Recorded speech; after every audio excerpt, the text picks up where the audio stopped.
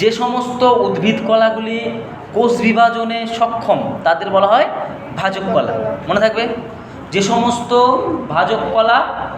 উদ্ভিদ কলা কোষ বিভাজনে সক্ষম তাকে বলা হয় ভাজক কলা।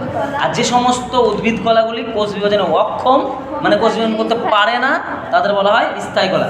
এবার ধরো কোষ বিভাজন করতে পারে না, তাই বলে কি ওর কোনো কাজ নাই? অবশ্যই কাজ আছে। যেমন বিভিন্ন জনের বিভিন্ন কাজ আছে। স্থায়ী কলার কাজ হচ্ছে উদ্ভিদটাকে দৃঢ়তা প্রদান করা। কোনো উদ্ভিদ শক্ত হবে নাকি লেজুক হবে সেটা নির্ভর করবে কে? স্থায়ী কলার উপরে। যার যত স্থায়ী কলা বেশি, সেই উদ্ভিদটা তত বেশি স্ট্রং। মনে থাকবে না থাকবে না? বেশ, স্থায়ী কলার তাহলে প্রধান কাজ হচ্ছে কি করা? উদ্ভিদকে দৃঢ়তা প্রদান করা। এছাড়াও খাদ্য উৎপাদনে সাহায্য করা। আমরা প্রত্যেকে জানি যে উদ্ভিদরা খাদ্য কিভাবে তৈরি করে? মাটি দ্বারা জল শোষণ করে এবং সালোক সংশ্লেষ পদ্ধতিতে কী করবে? খাদ্য উৎপাদন করবে। এই যে স্থায়ী কলা, এটা কিন্তু সাহায্য করবে। ঠিক আছে? এছাড়াও জল সঞ্চয়, এই বিভিন্ন রকম কাজ কিন্তু করতে থাকে, দৃঢ়তা প্রদান করা এবং খাদ্য উৎপাদন করা। ঠিক আছে, বোঝা গেল? তাহলে উদ্ভিদ কলাকে কয় ভাগে ভাগ করা হয়? দুই ভাগে, ভাজক কলা, স্থায়ী কলা। ভাজক কলা কাকে বলা হয়ে গেল?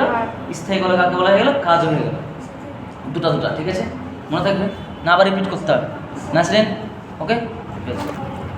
নেক্সট, স্থায়ী কলাকে বেশ কয়েকটি ভাগে ভাগ করা হয়। বেশ কয়েকটি বলতে মোটামুটিভাবে আমরা দেখবো, জানবো দু ভাগে। একটা সরল স্থায়ী কলা, একটা জটিল স্থায়ী কলা। সরল স্থায়ী কলা কাকে বলে? যে সমস্ত স্থায়ী কলাগুলি